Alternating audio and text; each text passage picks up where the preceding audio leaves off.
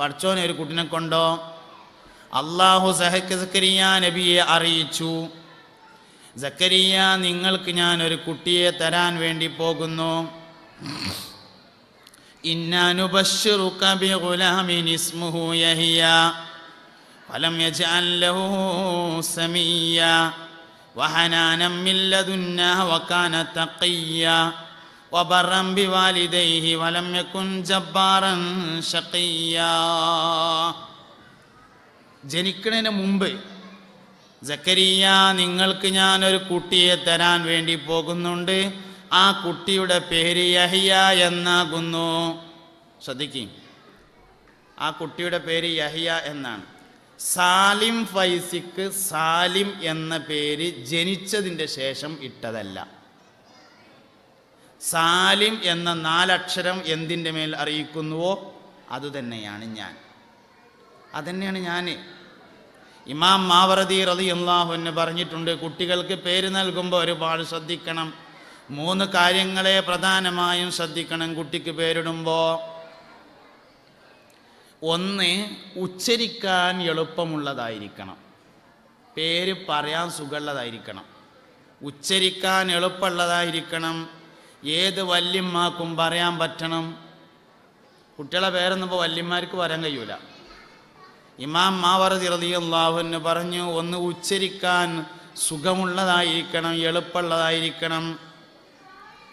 2ാമത്തേത് സമ്പൂർണമായ അർത്ഥമുള്ളതായിരിക്കണം, നല്ല സുന്ദരമായ അർത്ഥമുള്ളതായിരിക്കണം.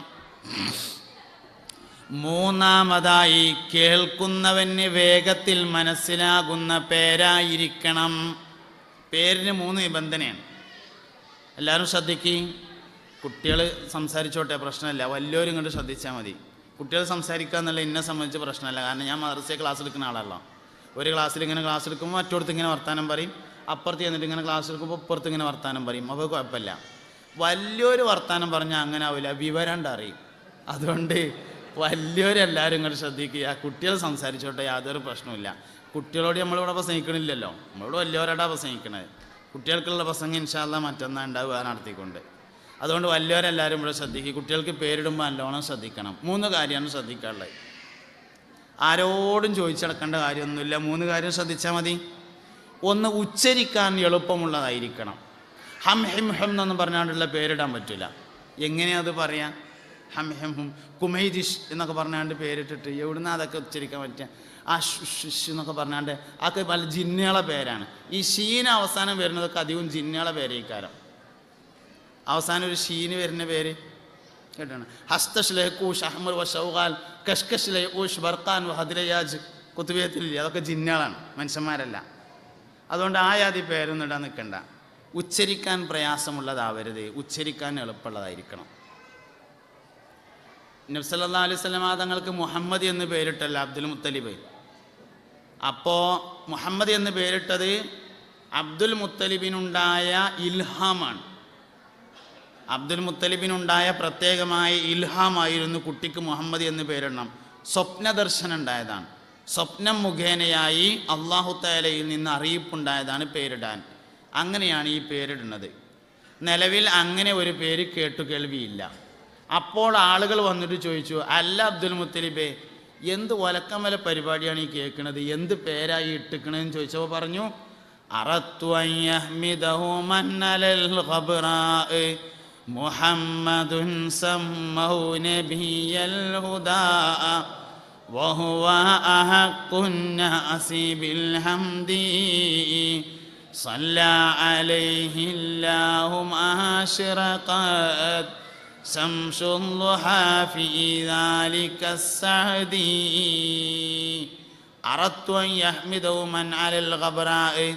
പ്രപഞ്ചത്തിലുള്ള എല്ലാവരും ഈ കുട്ടിയെ സ്തുതിച്ചു പറയണം എന്നാണ് ഈ പേര് കൊണ്ട് ഞാൻ ഉദ്ദേശിച്ചിരിക്കുന്നത്. പേരിടുമ്പോൾ ഒരു ഉദ്ദേശം വേണം. എന്തിനാണ് ഈ പേര് എന്നൊരു ഉദ്ദേശം വേണം. ഓരോ പേരിടുമ്പോഴും വേണം എന്തിനാണ് ഈ പേരിടുന്നത്, ഒരു ഉദ്ദേശം വേണം. സഹാബികളിൽ നിന്ന് പലരും ബദരീങ്ങളുടെ പേരിട്ടിരുന്നു, ബദറിൽ പങ്കെടുത്തവരുടെ പേരിട്ടിരുന്നു. 9 സ്വഹാബികളാണ് മക്കൾക്ക് ബദറിൽ പങ്കെടുത്ത സ്വഹാബികളുടെ പേരിട്ടതെന്ന് കാണാം. എന്തിന്? അവർക്ക് ശുഹദാക്കളുടെ കൂലി കിട്ടണം എന്ന് കരുതിയിട്ടായിരുന്നു അങ്ങനെ ചെയ്തത്. അവ എന്തിനിടുന്നു എന്നത് പ്രധാനമാണ്. അമ്പിയാക്കളുടെ പേരിട്ടിരുന്നു. പുണ്യനബി സല്ലല്ലാഹു അലൈഹി വസല്ലമ തങ്ങൾ തനിക്ക് ആൺകുട്ടി ഉണ്ടായപ്പോൾ ഇബ്രാഹിം എന്ന കുട്ടി ഉണ്ടായി. മാരിയത്തുൽ ഖിബ്തിയ എന്ന അടിമ സ്ത്രീയിൽ നബീൻ്റെ ആൺകുട്ടി ഒരു കുട്ടി മാത്രമേ മാരിയത്തുൽ ഖിബ്തിയയിലും ബാക്കി കുട്ടിയൊക്കെ ഖദീജ ബീവിയിലാണ്. വ ഉമ്മു അതാഹു ഇബ്രാഹിമു മിൻ സുരിയ വ ഉമ്മുഹു മാരിയത്തുൽ ഖിബ്തിയ. എവിടെ ഇപ്പോൾ അതുള്ളത്? കിഫായത്തുൽ അവാമിലേ 15 ഒക്കെ കേട്ടില്ലേ?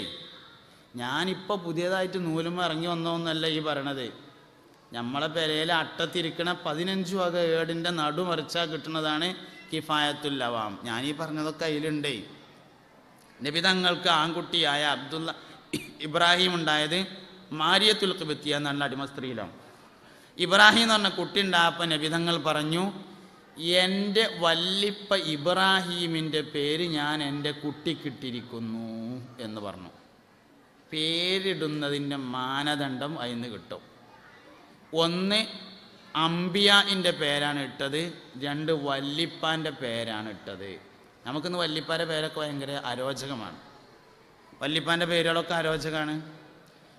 പഴയ കാലത്ത് മമ്മദും മയമ്മദും മമ്മിയും അങ്ങനെ കുറേ സാധനങ്ങളൊക്കെ ഉണ്ട്. സാധനമൊക്കെ ഒന്ന് തന്നെയാണ്, മുഹമ്മദാണ്. അവർ പേര് മമ്മദ് മയമ്മദ് എന്നിട്ടിട്ട് മുഹമ്മദ് ആവാൻ ശ്രമിച്ചു. നമ്മൾ പേരൊക്കെ മുഹമ്മദ് എന്നിട്ടിട്ട് മയമ്മദാകാൻ വേണ്ടി ശ്രമിക്കുകയാണ് എന്ന് മാത്രം. അതാണ് വ്യത്യാസം. പേരൊക്കെ നല്ല ഉഷാറിൽ മുഹമ്മദ് എന്നിട്ടിട്ടുണ്ട്, മയമ്മദാകാനാണ് ശ്രമം. പണ്ട് പോലെ പേരിട്ടപ്പോൾ ഒരു സൂക്ഷ്മത പാലിച്ചിട്ട് ഓല് മയമ്മദൊക്കെ ഇട്ട് പിന്നെ അങ്ങനെ വേണമെന്നൊന്നല്ല ഞാൻ പറഞ്ഞു കേട്ടോ, നേരങ്ങത്ത് തന്നെയാണ് ഇടേണ്ടത്. മുൻകാലക്കാർ അങ്ങനെയാണ് ചെയ്തതെന്ന് പറഞ്ഞതാണ്. പക്ഷേ അവർ മുഹമ്മദ് ആവാൻ വേണ്ടി ശ്രമിച്ചിരുന്നു. നമ്മൾ പേരൊക്കെ നല്ല ഉഷാറിലിട്ടിട്ട് മമ്മി മഹമ്മദും ആകാനുള്ള ശ്രമമാണ് യഥാർത്ഥത്തിൽ നടത്തുന്നത്. മുഹമ്മദ് എന്ന പേരിന് ഇപ്പോൾ ഓർമ്മ വരുന്ന 2 പ്രത്യേകത ഉണ്ട്. ഇപ്പം എനിക്കൊണ്ട് ഓർമ്മ വരുന്ന 2 പ്രത്യേകത. ഒന്ന്, പുണ്യനബി സല്ലല്ലാഹു അലൈഹി വസല്ലമ പറഞ്ഞു, മുഹമ്മദ് എന്ന് പേരുള്ള ഒരാൾ നിങ്ങൾ ഭക്ഷണം കഴിക്കുന്നതിൻ്റെ കൂട്ടത്തിലുണ്ടെങ്കിൽ ആ ഭക്ഷണത്തിന് ബറക്കത്തുണ്ടാകുമെന്ന് മുഹമ്മദ് നബി സല്ലല്ലാഹു അലൈഹി വസല്ലം. ബർക്കത്തുള്ള ഒന്ന് പേരെ തന്നെ ഉണ്ടായിക്കോട്ടെ, എന്താ ഇപ്പോൾ കുഴപ്പം? നമ്മളൊക്കെ അവസാനം തീരുമാനിക്കുക, എന്നാൽ പിന്നെ ഒന്ന് മയ്യത്ത് നിസ്കരിക്കാനും കിടക്കട്ടെ എന്ന്. ഏത് SLC തോറ്റേ? SLC തോറ്റു. പിന്നെ ഇറച്ചിപ്പീടിയെ കൊണ്ടുപോയി നോക്കി, അതും നേരാകണില്ല. സൂപ്പർ മാർക്കറ്റ് നിർത്തി നോക്കി, അത് മുതലാളിയോട് തെറ്റിപ്പോന്നു. എല്ലാം കഴിഞ്ഞു. എന്നാൽ ഇഞ്ഞോനെ ഓതാൻ കൊണ്ടാക്കുക, ഒന്ന് മയ്യത്ത് നിസ്കരിക്കാനും കിടക്കട്ടെ എന്ന്. ആ തീരുമാനം ആദ്യം എടുക്കേണ്ടതല്ലേ? ആദ്യം വരുന്ന ഒന്ന് മയ്യത്ത് നിസ്കരിക്കാനായിക്കോട്ടെ, ബാക്കിയുള്ളത് നമുക്ക് എന്താ വെച്ചാൽ നോക്കാം. ഫസ്റ്റത്തെ ഒന്നല്ലേ തീരുമാനിക്കേണ്ടത്. പക്ഷെ നമ്മളൊക്കെ തീരുമാനം അവസാനം എടുക്കുക, അവസാനത്തെ മയ്യത്ത് നിസ്കരിക്കാനും കിടക്കട്ടെ എന്ന്. അതും കിടക്കട്ടെ എന്നാണ്, ഇരിക്കട്ടെ എന്നല്ല. ഒന്നങ്ങനെ മയ്യത്ത് നിസ്കാരമൊക്കെ അത്ര മതിയെന്ന്, ബാക്കിയുള്ള കാര്യങ്ങളൊക്കെ ഇങ്ങനെ ഉഷാറായിട്ട് നടക്കുക. മയ്യത്ത് നിസ്കാരം ഇപ്പം ഞാൻ ആരെങ്കിലുമൊക്കെ എന്തായാലും ഇവിടെ ഭൂമിൻ്റെ പുറത്ത് ഇടൂല, കാരണം വാസനിച്ചല്ലോ. അതുകൊണ്ട് മയ്യത്ത് നിസ്കരിച്ചാണ് കൊണ്ടുപോയിട്ട് മറയും എന്നുള്ളൊരു ഉറപ്പ് നമുക്കുണ്ട്. അതുകൊണ്ട് അതിനൊന്നും ഇപ്പം അങ്ങനെ സംവിധാനം വേണ്ട എന്നുള്ളിടത്താണ് നമ്മളുള്ളത്. അതൊക്കെ അവസാനത്തെ തീരുമാനമാക്കി നമ്മൾ മാറ്റി വെച്ചിരിക്കുകയാണ്. അതൊക്കെ ആദ്യം തീരുമാനിക്കുകയും. പുണ്യനബി സല്ലല്ലാഹു അലൈഹി വസല്ലമ തങ്ങൾ പറഞ്ഞ വേറൊരു വചനം എനിക്ക് ഓർമ്മ വരികയാണ്. ഒരാൾക്ക് 3 ആൺകുട്ടികളുണ്ടാവുകയും അതിൽ ഒരു കുട്ടിക്ക് പോലും മുഹമ്മദ് എന്ന് പേരിടുകയും ചെയ്തിട്ടില്ലെങ്കിൽ നാളെ മഹ്ശറയിൽ വെച്ച് എന്നെ കാണാൻ അവൻ ശ്രമിക്കാതിരിക്കട്ടെ. ആത്മഹർഷം തുടികൊട്ടുന്ന നാളാണ് മഹ്ശറ. പുണ്യനബി സല്ലല്ലാഹു അലൈഹി വസല്ലമയല്ലാതെ മറ്റാരെയും പ്രതീക്ഷിക്കാനില്ലാത്ത ദിവസത്തിൻ്റെ പേരാണ് മഹ്ശറ. എല്ലാവരും സ്വന്തം കാര്യം പറഞ്ഞുകൊണ്ട് ഒഴിഞ്ഞു മാറുന്ന ദിവസമാണ്. ആദം നബി മുതൽ അവസാന മനുഷ്യൻ വരെ സ്വന്തം കാര്യം നോക്കുന്ന സമയത്ത് 50,000 കൊല്ലം സിറാത്ത് പാലത്തിൻ്റെ അടുക്കൽ തൻ്റെ ഉമ്മത്തിനെയും കാത്തുകൊണ്ട് നിൽക്കുന്ന ഒരേ ഒരു മനുഷ്യനാണ് മുഹമ്മദ് നബി. 3 ആൺകുട്ടികൾ ഉണ്ടായിട്ട് ഒരു കുട്ടിക്കും മുഹമ്മദ് എന്ന് പേരിട്ടിട്ടില്ലെങ്കിൽ നാളെ മഹ്ശറയിൽ വെച്ച് എന്നെ കാണാൻ അവൻ ശ്രമിക്കേണ്ടതില്ലെന്ന് ത്വാഹ നബി സല്ലല്ലാഹു അലൈഹി വസല്ലം. അതുകൊണ്ട് കുട്ടികൾക്ക് പേരിടുമ്പോൾ നല്ലോണം ശ്രദ്ധിക്കണം.